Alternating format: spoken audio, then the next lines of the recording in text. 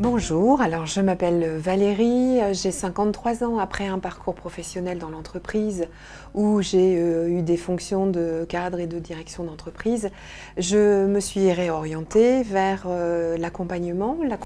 humain en tant que psychothérapeute, sexologue. Et puis, il y a quelque temps, mes patients ont eu des demandes de techniques et de thérapies supplémentaires. Passionnée notamment par les thérapies alternatives telles que l'hypnose, j'ai cherché quelque temps un enseignement qui m'intéresse et c'est comme ça que j'ai rencontré l'IFTA,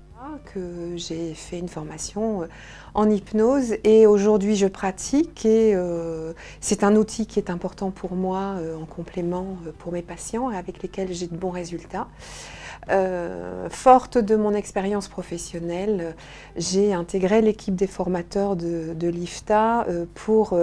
apporter des outils en termes de psychologie générale à tous ces praticiens ou maîtres praticiens en hypnose qui ont quand même besoin, à mon sens, d'avoir des bases en psychologie pour pouvoir appréhender au mieux les consultants et les patients.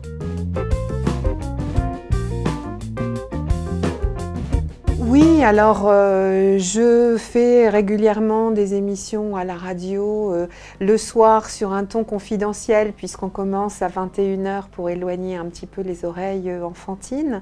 où on parle essentiellement de sexologie, de sexualité, de tout ce qui touche à l'érotisme aux confins de la norme.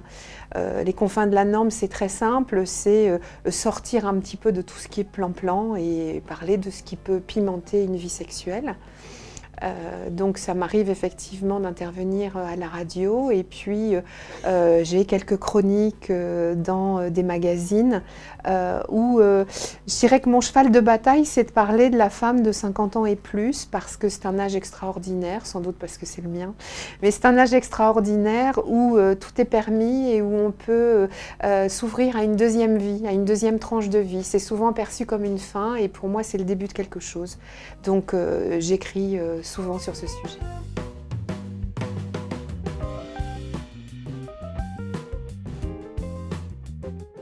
L'IFTA, je suis très surprise d'avoir trouvé un institut très dynamique, très convivial,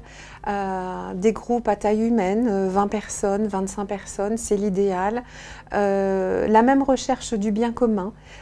et ça c'est important, qui permet de travailler en harmonie, qui permet de se retrouver dans une sorte de communauté où on se rencontre le matin même et 2 heures après, on parle de la même chose, on a le même objectif, que ce soit en tant que stagiaire ou que ce soit en tant que formateur, et donc un institut que j'aime beaucoup.